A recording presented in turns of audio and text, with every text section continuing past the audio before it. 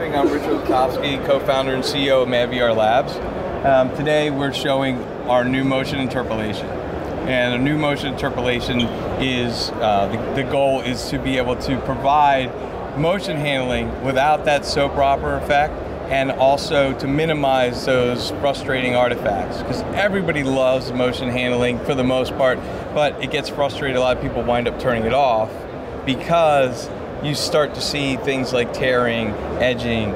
All of a sudden the image will just slow down and kind of look like it goes into slow motion. So I'm going to show you here. Let me back out of here. Now I do want to let you guys know that this is an extremely early build. This is not available to the public yet.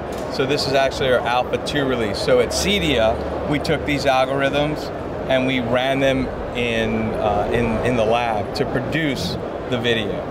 And then we showed the pre-baked version. Today, what we're showing is the interpolation algorithm running live. There's still a lot of tweaking. I would say we're probably at about 2% of what we're planning on doing as far as the algorithm and making things. But it is an early raw stage enough where we can demonstrate it.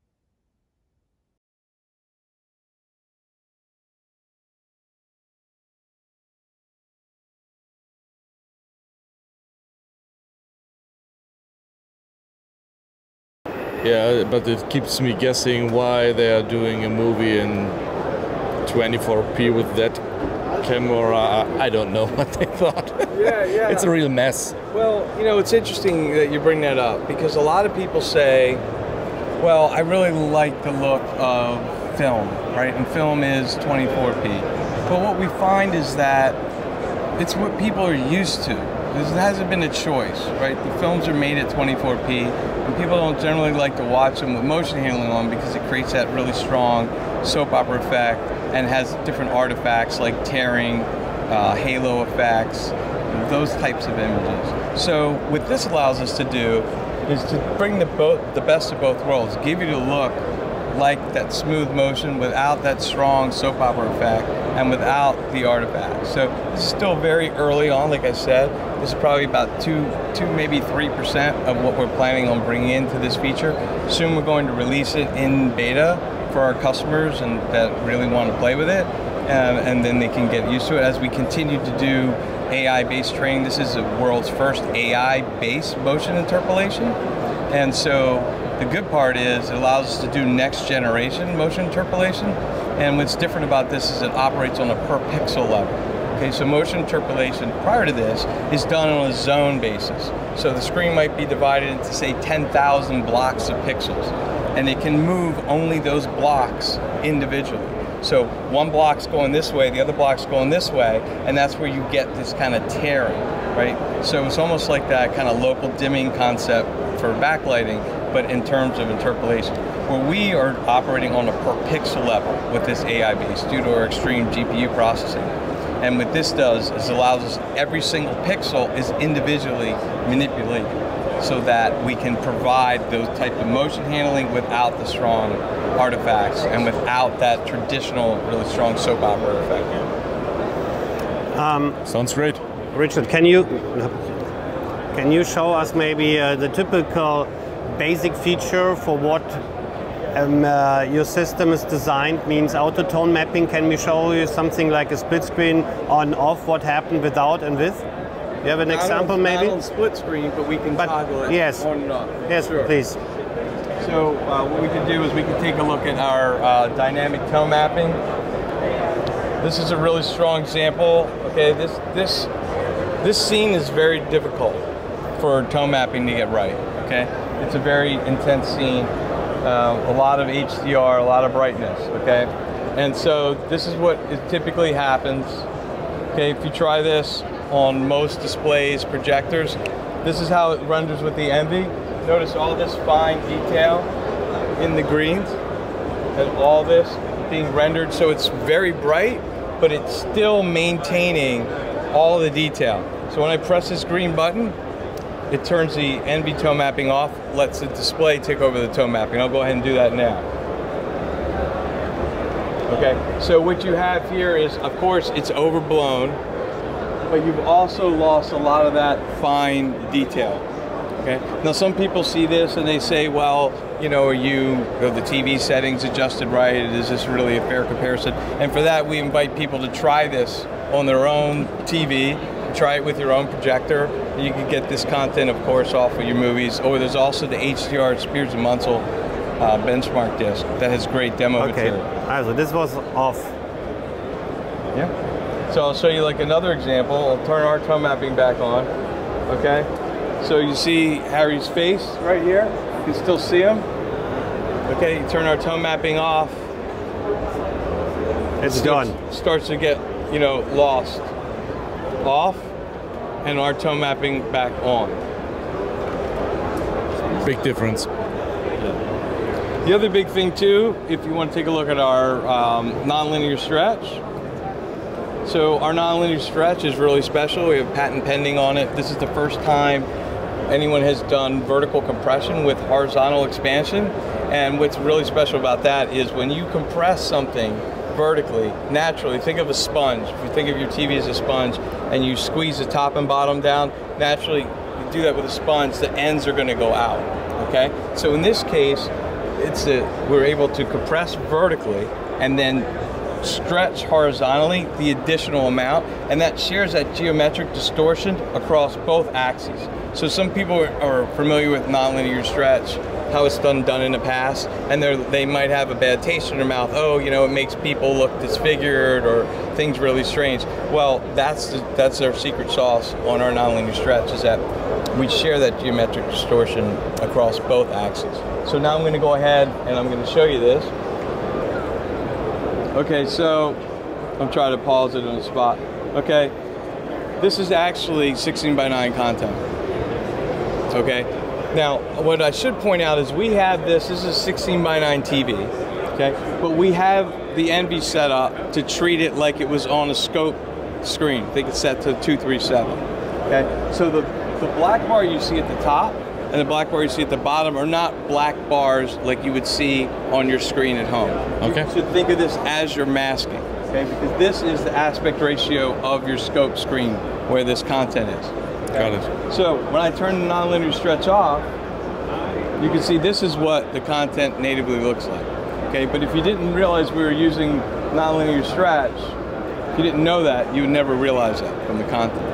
Okay, so first thing I'm going to do, we're going to come back to nonlinear stretch in 1 second. First, I'm going to show you our truly instant aspect ratio here without dropping a single frame and with complete seamlessness between the things. So we're going to watch this as a 16:9, and these next few scenes are 16:9, and then it switches to scope, and watch how seamless it is. Okay, so this is 16:9, and then it goes to scope, and then back to 16:9.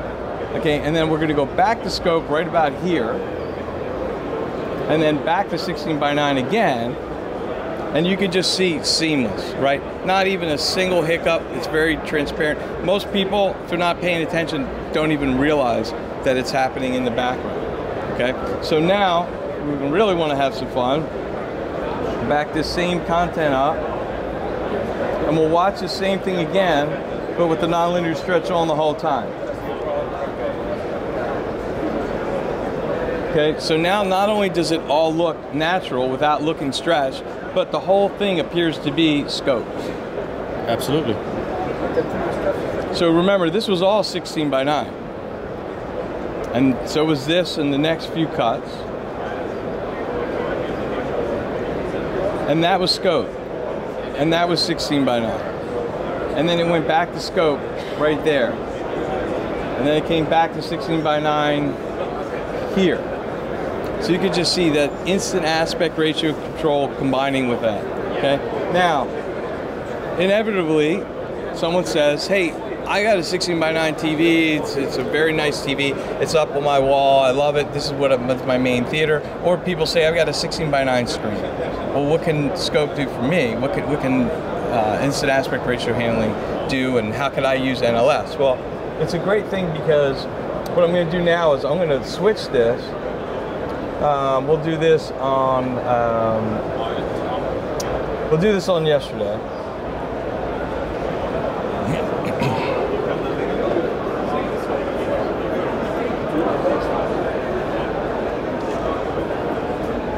Okay, and so what I'm going to do is I'm going to wait till it gets here, just pause this for a moment, and now I'm going to tell Envy, hey, this is a 16:9 screen.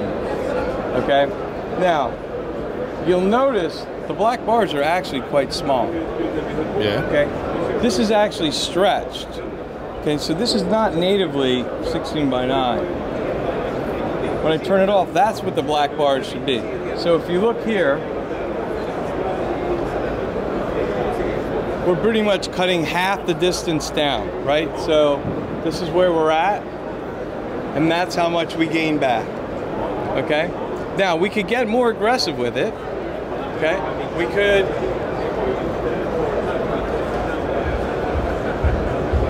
just like that, a few clicks, right? And now we're going, look at that difference, right? And it still looks very natural, okay? If we had people lining at this show coming by, they would think that, oh, this looks great. So the difference is, now other people might say, yeah, well, you know, you're cutting off some of the image. That's fine. This is all adjustable too, okay? So I can control this, and I could go back and have no zoom. Yeah, I'm trading a little bit cropping against distortion. That's the right amount for yourself. You have to find it for yourself. So Exactly. that's how I Some people say, oh, I would rather have it be as clean as possible, and I don't mind giving up a little bit on the edges. And then we have other people that say, well, you know, I want to see every single pixel. I don't lose anything. So you can see here, you know, this is our same setup, right? So now you have every pixel. Now here you have to get more aggressive with the stretch, right? To make up for that.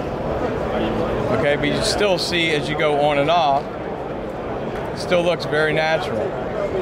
Okay, so that shows you what 16:9 is for that. So while we're talking about aspect ratio management, the natural question comes up is how do we deal with subtitles? Okay, because normally without an MV, you have to use lens memory, and when you watch a scope movie on scope content, scope movie on a scope screen, your subtitles are down here, and when you zoom, fill the whole screen, where your subtitles go. And then below the screen. Or below the screen, very annoying to people. Okay, so what we do, I'll go ahead and we'll switch over to V for Vendetta. That's a great example. Now for this, I got to make a couple adjustments. Got to go back, tell the Envy that this is a scope screen, right? So we're gonna go. Okay, so scope screen, and let's just make sure we are on Smart Fit. Okay, so now I'm going to go through, I'm going to play this. Now I'm going to tell the Envy my preferences. In this case, I'm going to say, hey, hold the subtitle for 5 seconds. So if the subtitle disappears, don't move again, okay? So what's going to happen is normally instead of the subtitles being down here, Envy's going to move the screen up and make room for the subtitles. So I'm going to put my hand here so you see a frame of reference where the bottom of your masking is. And when he starts talking, Envy automatically added this much black bar, okay, where my thumb is to my index finger, to make room so that the subtitles don't get cut off. Okay, now what's also really interesting here that a lot of people don't notice, if you look here, you should have also, for moving this up, the black bars should come in. But if I come over here and I turn off the black bars, if I turn off sorry, wrong control. If I come over here and I turn off the black bar, notice the black bars. So it's just another way of using our NLS so that we can layer in everything. right? So in other words, what this means is that, let me go back out of here. What this means is that you can now do NLS layered on top of the subtitle management, right? So instead of just having the black bar normally would be about this big, because when you pull up the bar from the bottom, your black bars, naturally everything stays in proportion. So what we do is we layer on a little bit of NLS, and it's optional, you can turn it on or off. We layer on a little bit of NLS so that the whole screen stays wide, but the subtitles stay on the bottom and you don't even know that it's working. Nice. That's all I have to say. No, it's a pretty neat feature. Because some people say, well, why can I shift the subtitles in the player? Well, sometimes the subtitles are baked in the movie. Right. They are not single file, so in a lot of movies where foreign languages, they are baked in subtitles, so I have to move it with the picture, and I can't just move the subtitle. Well, what winds up happening is kind of like the alternative is you just don't zoom out all the way. Right, so you zoom out, you know, enough so you push the subtitles towards the bottom, but then guess what? Surprise, in the movie the second line of subtitles shows up. Now your second line is on the wall. So hold on a minute, honey, pause the movie, change the zoom again, make it now so the second line fits. Okay, sorry about that, let's go. Movie's playing now. Oh, guess what? Third line of subtitles appears. At this point, you better not pause the movie again, because someone's going to roll their eyes at you and say, enough is enough, with all your adjustments during a movie, right? So the point is, the Envy's managing everything transparently background. You just hit play and enjoy it. You don't have to think about, how do I do with these settings, and it's optimal for every single pixel on every single frame. And it does the same on the top, if the subtitles switch to the top, because sometimes when there is an information, like a date or something, the subtitles move to the top.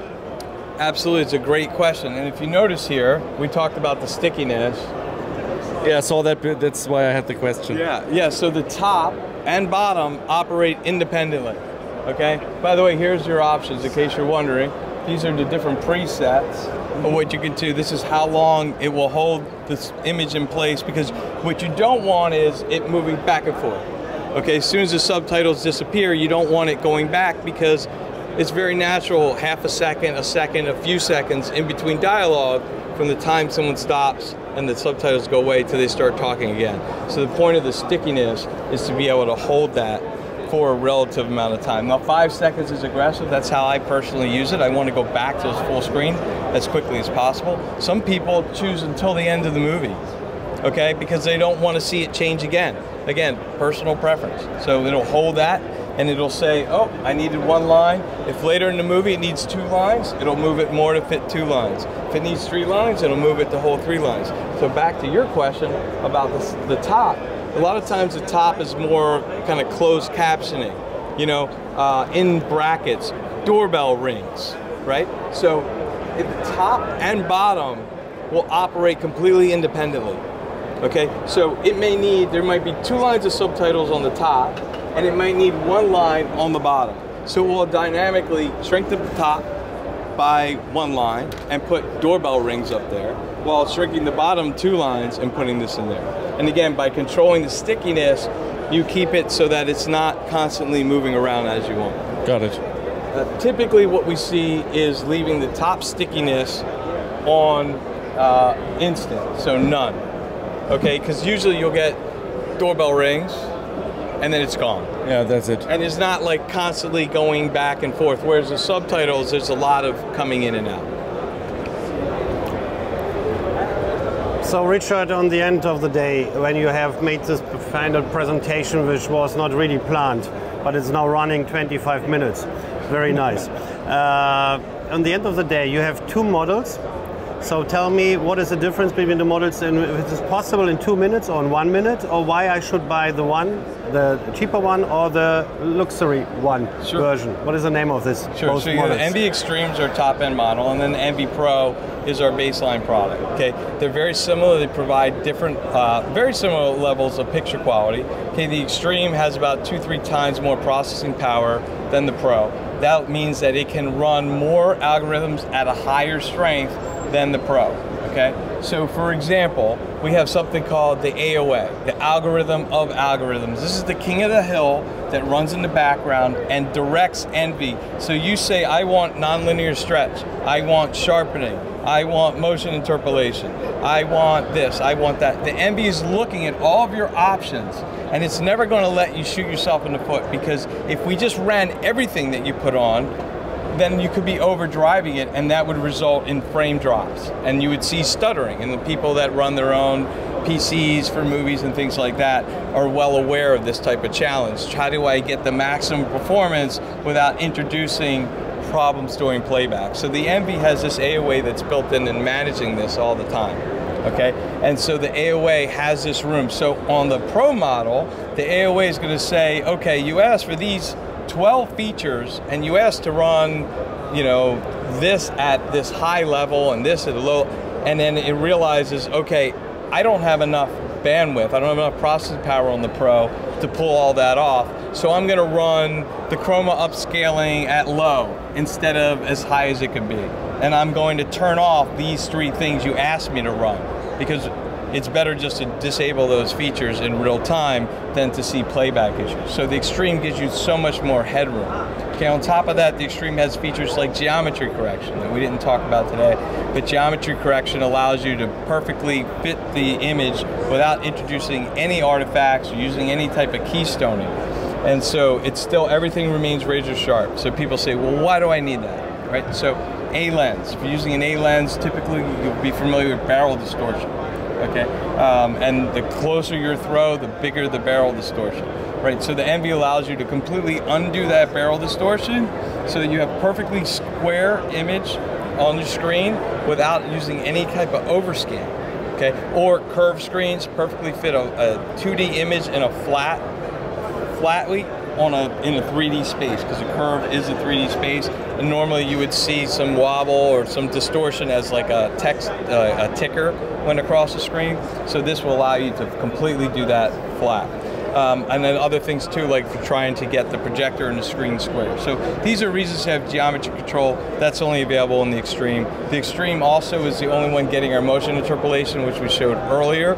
So that motion interpolation allows us to, as you saw, really take care of the motion handling without that strong soap opera effect, and that's only available in the Extreme. And likewise, Extreme does things like you get paid hardware upgrades from the Extreme. So there's other features as well. We don't have time to cover that today, as well as future features that are planned that will be Extreme only as well. Thanks. Thank you very much. I wish you the best, and enjoy the day here in Barcelona and make a next presentation. The people are waiting. Thank you so much. Well, thank you.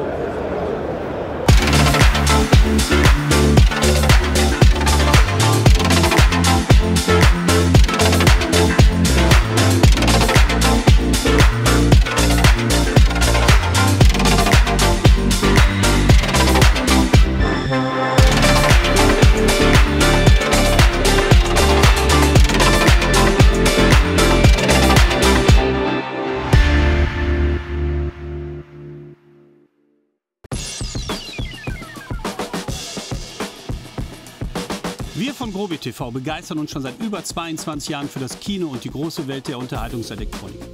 Bei uns arbeiten Kinofans, die dir die aktuelle HiFi- und Videotechnik in Cast begeistert präsentieren werden. Und das für jeden Geldbeutel. Falls du auf der Suche nach perfekten Lautsprechern oder HiFi-Elektronik bist und du zudem noch auf Design und Funktion achtest, bist du bei GROBIKINO richtig. Das Bild sollte größer sein, du willst dir das Kino nach Hause holen, wir zeigen dir eine Auswahl von Heimkinoprojektoren und natürlich erfüllen wir dir auch den Traum von deinem eigenen Heimkino. Kino ist nicht für dein Handy, dein Tablet oder deinen Fernseher gemacht. Besuche uns in Cast oder auf unserem YouTube-Kanal und tauche ein in die Welt der Unterhaltungselektronik. Ja, wir haben die Zeit und die Kompetenz, die ihr woanders vermisst. Wir freuen uns auf euren Besuch.